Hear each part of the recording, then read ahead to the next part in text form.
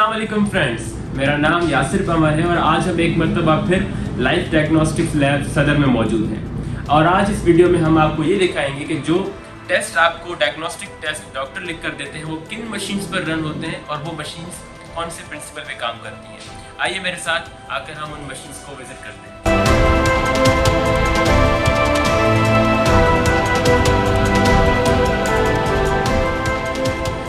This is a very wonderful machine. इसको किलाया, केमी luminescence immuno ऐसे कहा जाता है और इस मशीन के अंदर मोस्टली हार्मोन्स या फिर वेरी सेंसिटिव ट्यूमर मार्कर्स के टेस्ट परफॉर्म किए जाते हैं।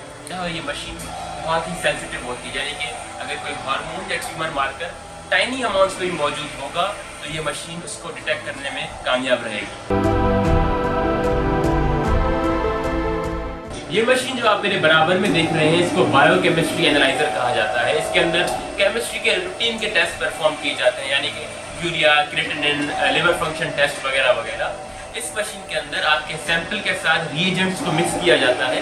इसके बाद उन सैंपल का कलर चेंज हो जाता है जिसको ये मशीन डिटेक्ट करती है। And it is a very useful machine in routine biochemical test.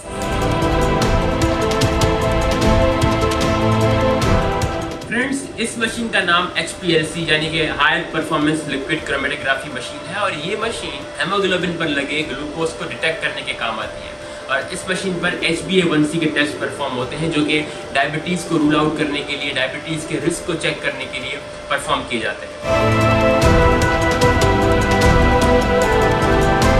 Friends, आपकी बॉडी की तमाम तर फिजियोलॉजी इलेक्ट्रोलाइट्स पर डिपेंड करती है। नर्वस कोऑर्डिनेशन हो, दिल का धड़कना हो या सेलुलर कम्युनिकेशन हो, इन सब चीज़ों में इलेक्ट्रोलाइट्स का एक अहम रोल होता है। सोडियम, पोटेशियम, क्लोराइड आयंस वगैरह।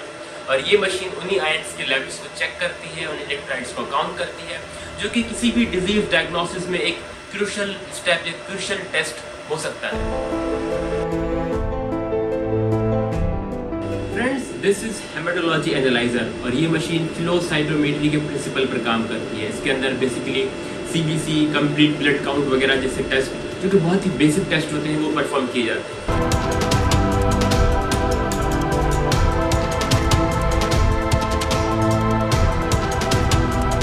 This is my most favourite section. इसको किसी भी लैब में मॉलिक्यूलर सेक्शन कहा जाता है जहाँ पर PCR परफॉर्म होता है। आपने हेपेटाइटिस के PCR टेस्ट तो सुने ही होंगे। मेरे बराबर में ये जो मशीन मौजूद है ये ऑटो एक्सट्रैक्टर है, यानी कि किसी भी सैंपल में से न्यूक्लिक एसिड्स को ये सेपरेट करती है, क्योंकि PCR का टेस्ट न्यूक्लिक एसिड्स पर परफॉर्म किया जाता है। जब न्यूक्लिक एसिड्स एक्सट्रैक्ट कर लिए जाते हैं DNA या RNA किसी भी सैंपल में से, तो फिर उसका यहाँ पर PCR लगता है। PCR की सूरत में अगर उस सैंपल में हेपेटाइटिस का जीनोम अगर मौजूद होगा, हेपेटाइटिस के न्यूक्लिक एसिड्स अगर उस सैंपल में मौजूद होंगे तो वो रैपिडली यहाँ पर स्क्रीन पर ग्राफ की सूरत में नजर आना शुरू हो जाएंगे।